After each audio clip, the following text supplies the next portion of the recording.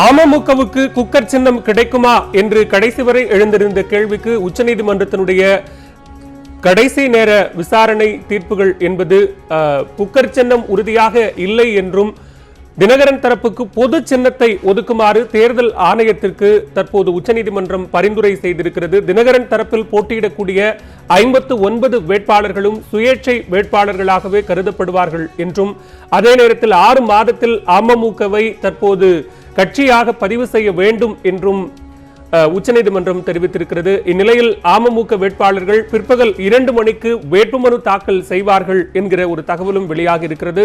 பொது சின்னத்தை கேட்டு தமிழக தலைமை தேர்தல் அதிகாரியிடம் முறையிடவும் தற்போது அவர்கள் முடிவு செய்திருக்கிறார்கள். கட்சியினுடைய மூத்த நிர்வாகிகள் அறிவிக்கப்பட்டிருக்கக்கூடிய வேட்பாளர்கள் அனைவரும் டிடிவி தினகரனுடைய இல்லத்தை நோக்கி சென்றிருக்கிறார்கள். தற்போது உச்சநீதிமன்றத்தினுடைய பரிந்துரையின் அடிப்படையில் தேர்தல் ஆணையம் எடுக்க போகிற முடிவு மிக முக்கியமானதாக இருக்கிறது. அதே நேரத்தில் வேட்புமனு தாக்கல் செய்வதற்கு இன்று பிற்பகல் 2 மணிக்கு அமமுக வேட்பாளர்கள் முடிவு செய்திருக்கிறார்கள்.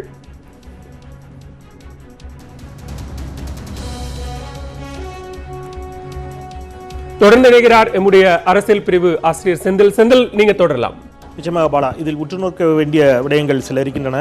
மிக குறிப்பாக டெல்லி உயர்நீதிமன்றத்தினுடைய தீர்ப்பிற்கு இடைக்கால தடை விதிக்கப்பட்டு நடைபெற்ற வழக்கே உச்சநீதிமன்றத்தில் நடைபெற்ற வழக்கினுடைய நீட்சியாகவே இன்றைக்கு வந்திருக்கக்கூடிய இந்த தீர்ப்பை நாம் பார்க்க வேண்டியிருக்கிறது. டெல்லி உயர்நீதிமன்றத்தில் குக்கர் சின்னத்தை கொடுத்ததற்கு இடைக்கால தடை விதித்தது உச்சநீதிமன்றம். அப்பொழுது ஒரு கருத்து சொல்லப்பட்டது. இரட்டை இலை தொடர்பான வழக்கு நிலுவையில் இருக்கின்ற பொழுது குக்கர் சின்னத்தை ஒதுக்கி இருப்பதை ஏற்றுக்கொள்ள இயலாது என்ற அடிப்படையிலேயே குக்கர் சின்னத்தை அவர்களுக்கு ஒதுக்கியதற்கு டெல்லி உயர்நீதிமன்றம் ஒதுக்கியதற்கு இடைக்கால தடை விதித்திருந்தது உச்சநீதிமன்றம். இப்பொழுது ஏன் பதிவு செய்யவில்லை கட்சியாக என்று தேர்தல் ஆணையம் கேட்கின்ற பொழுது இந்த 2 காரணிகளும் ஒன்றோடு ஒன்று முரண்படக்கூடிய காரணிகளாக இருக்கின்றன என்பதுதான் அம்மா மக்கள் முன்னேற்ற கழகத்துடைய பார்வையாக இருக்கிறது. அஇஅதிமுகவினுடைய ஒரு பகுதிதான் தாங்கள் என்று இன்னமும் அது தொடர்பான வழக்கு நிலுவையில் இருப்பதை அம்மா மக்கள் முன்னேற்ற கழகம் சுட்டிக்காட்டுகிறது. இரட்டை இலை தொடர்பான வழக்கும் பொதுச் செயலாளர் தொடர்பான வழக்கும் நிலுவையில் இருக்கின்ற பொழுது தாங்கள் ஒரு தனி கட்சியாக பதிவு செய்வது என்பது அஇஅதிமுகவின் மீதான தங்களுடைய உரிமையை விட்டுக் கொடுப்பது போல ஆகும். சட்ட ரீதியாக தங்களால் தொடர்ந்து அஇஅதிமுகவின் மீது உரிமை கோருவதற்கு இவை தடை கற்களாக இருக்கும் என்று அம்மா மக்கள் முன்னேற்ற கழகம் நினைக்கிறது. எனவேதான் அவர்கள் தரப்பில் அம்மா மக்கள் முன்னேற்ற கழகத்தை தனி கட்சியாக பதிவு செய்யாமல் இதுவரை அவர்கள் தொடர்ந்து அரசியல் களத்தில் பயணித்துக் கொண்டிருந்தார்கள். தற்போது அதையே ஒரு காரணியாக சுட்டிக்காட்டி குக்கர் சின்னம் மறுக்கப்பட்டிருப்பது என்பது அவர்களுக்கு ஒரு விதத்தில் பின்னடைவாக பார்க்கப்பட்டாலும் கூட ஒரே சின்னம் ஒதுக்க வேண்டும் என்று உச்சநீதிமன்றம் பரிந்துரைப்பதை அவர்கள் தங்களுக்கு கிடைத்த சாதகமான ஒரு அம்சமாகவே பார்க்கிறார்கள். ஆயினும் இதற்கு முன்பு பேசிய நம்முடைய மூத்த ஆசிரியர் முத்துக்குமார், முதன்மை ஆசிரியர் குணசேகரன் அவர்கள் இருவரும் சொன்னது போல இது பரிந்துரை மட்டுமே, தீர்ப்பல்ல. இந்த பரிந்துரையை செயல்படுத்துமா தேர்தல் ஆணையம் என்பதும் இந்த பரிந்துரையின் அடிப்படையில் அவர்கள் அனைவருக்கும் அனைத்து தொகுதிகளிலும் ஒரே சின்னம் பொது சின்னத்தில் போட்டியிடுவதற்கு வாய்ப்பளிக்கப்படுமா என்பதையும் நாம் பொறுத்திருந்துதான் பார்க்க வேண்டி இருக்கிறது. ஆயினும் இன்னொரு கூடுதலான விடயம், அம்மா மக்கள் முன்னேற்ற கழகத்தை 6 மாத காலகட்டத்திற்குள் பதிவு செய்து விடுவோம் அரசியல் கட்சியாக என்று தினகரன் தரப்பில் நீதிமன்றத்தில் தெரிவித்திருக்கக்கூடிய கருத்து என்பதை நாம் இவ்வாறாக புரிந்து கொள்ள முடியும் என்று நினைக்கிறேன்.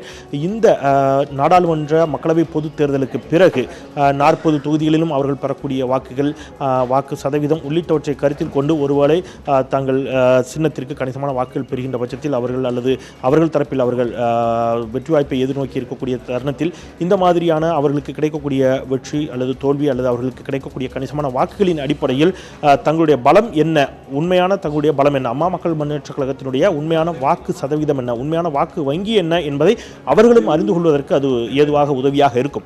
அந்த தளத்தில் அதன் பிறகு அம்மா மக்கள் முன்னேற்ற கழகத்தை தனி கட்சியாகவே கூட பதிவு செய்து கொள்ளலாம். இப்பொழுது தங்களுக்கு ஒரே சின்னம், பொது சின்னம் ஏதேனும் ஒதுக்கப்பட்டால் அந்த பொது சின்னத்தையே தங்களுடைய கட்சியினுடைய சின்னமாக மாற்றிக்கொள்ளலாம் என்ற ஒரு எண்ணம் ஒருவேளை அம்மா மக்கள் முன்னேற்ற கழகத்திற்கு இருக்கிறதா என்ற ஒரு கேள்வியும் கூட இந்த அவர்களுடைய பதில். உச்சநீதிமன்றத்தில் அவர்கள் 6 மாத காலகட்டத்திற்குள் அமமுகவை தனி கட்சியாக நாங்கள் பதிவு செய்வோம் என்று அளித்திருக்கக்கூடிய அந்த உத்தரவாதத்திலிருந்து நமக்கு அந்த ஒரு ஐயமும் கேள்வியும் கூட எழுகிறது.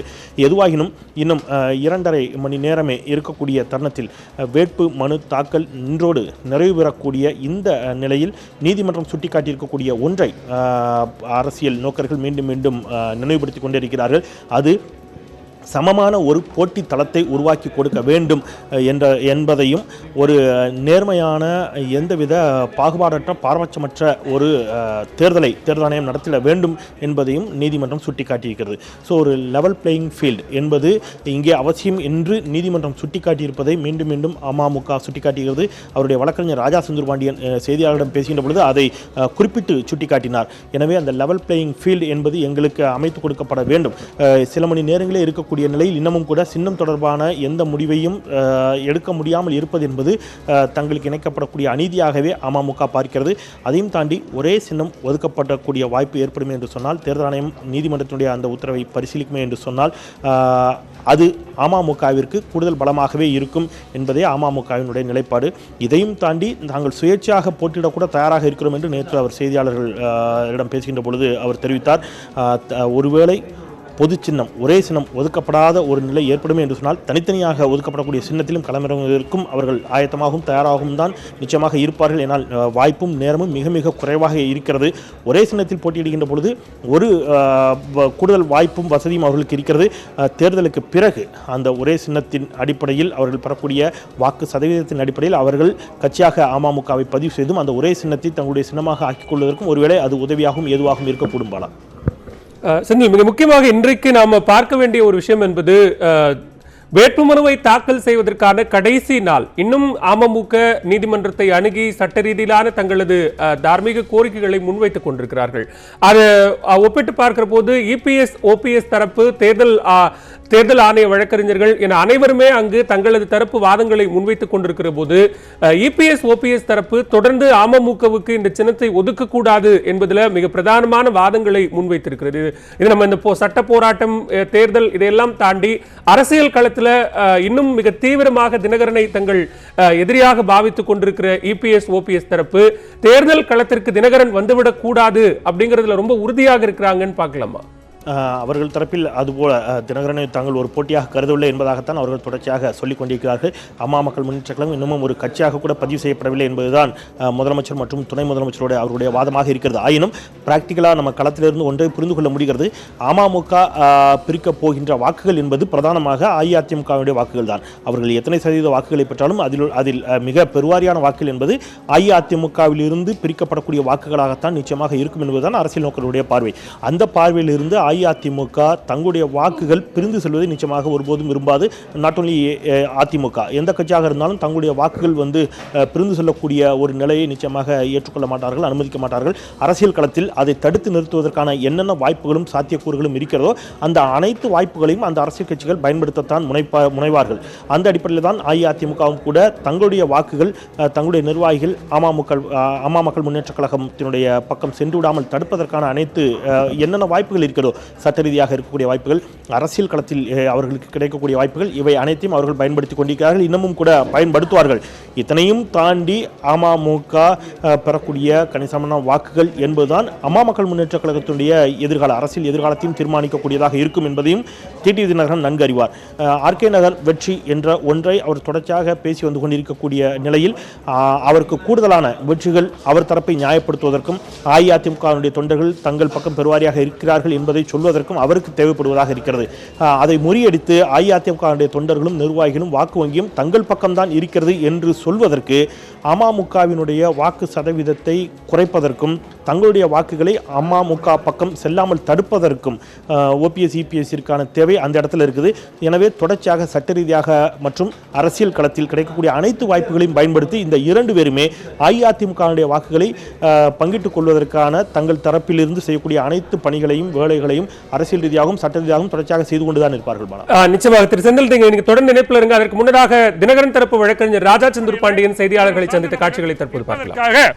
அவங்க எல்லாருமே இண்டிபெண்டன்ட் கேண்டிடேட்டாக தீர்மானித்து அந்த அடிப்படையில் அவங்களுக்கு பாண்டிச்சேரி, தமிழகம் 39(1) நாடாளுமன்ற தொகுதிகளுக்கும் சரி, 18+1 சட்டமன்ற இடைத்தேர்தல் தமிழகம் மற்றும் புதுச்சேரிக்கும் சரி, மொத்தம் 59 பேர் பட்டியலை திரு டிடிவி தினகரன் அவர்கள் அவர் ஒரு லெட்டராக அடித்து இவங்கெல்லாம் இந்த கேண்டிடேட்டாக இந்த தொகுதியில் நிற்கிறாங்க அப்படிங்கிற விவரத்தை நாங்கள் கொடுத்தோம். அந்த ஆவணத்தை குறியீடு செய்து கொண்டு எலெக்ஷன் கமிஷனுக்கு உத்தரவு கொடுத்திருக்காங்க. மிகுந்த மகத்தான ஒரு வெற்றியை இதன் மூலமாக பெற்றிருக்கிறோம். பொது சின்னம் அப்படின்றது அது குக்கர் சின்னமாக கூட இருக்கலாம். அதாவது தேர்தல் ஆணையம் யாருக்கும் ஒதுக்காத பட்சத்தில் இந்த எல்லாருக்குமே இது பொதுவான சின்னமா குக்கர் சின்னத்தை கொடுக்கிறதுக்கான வாய்ப்பும் இந்த இப்பவும் இருக்கு. அதைத்தான் உச்சநீதிமன்றம் எதிர்பார்த்தது. இந்திய தேர்தல் ஆணையம் சொல்ல வேண்டும் என்று. எப்படி உங்கள் நடைமுறை, எப்படி நீங்க சின்ன ஒதுக்குவீங்கன்னு சொல்லும்போது அவங்க 6 மாசத்துக்கு முன்னாடி ஆரம்பிக்கணும்னு சொன்னாங்க. அதை கேட்கல. இப்ப தாக்கல் பண்ணா என்னைக்கு நீங்க அலாட் பண்ணுவீங்க, ஸ்க்ரூட்டினி என்னைக்கு வரும் அப்படிங்கிற விஷயங்கள் எல்லாம் கேட்டார்கள். அப்போது கூட சொல்லி இருக்கலாம், இது வரைக்கும் நாங்க குக்கர் சின்னத்தை யாருக்கும் அலாட் பண்ணல, இனிமே தான் அலாட் பண்ண போறோம், அதனால கொடுப்பதற்கு தடையில்லைன்னு சொல்லியிருக்கலாம். ஆனா அவங்க சொன்ன வாதம் குக்கர் சின்னம் யார் வேணாலும் கேட்டிருக்கலாம்ன்ற காரணத்தினால எங்களுக்கு இன்னைக்கு எடுக்கக்கூடிய ஸ்டேஜ்ங்கிறது குரூசியலான ஒரு முடிவு. அந்த அடிப்படையில் நாங்கள் வைத்த கோரிக்கையின் அடிப்படையில் இந்த மாதிரி ஒரு காமன் சிம்பிளா 59 பேத்துக்கும் ஒரே விதமான சின்னம், அதாவது எந்த விதமான குழப்பம் ஏற்படக்கூடாது அப்படிங்கிற அடிப்படையில் கொடுத்துருக்காங்க.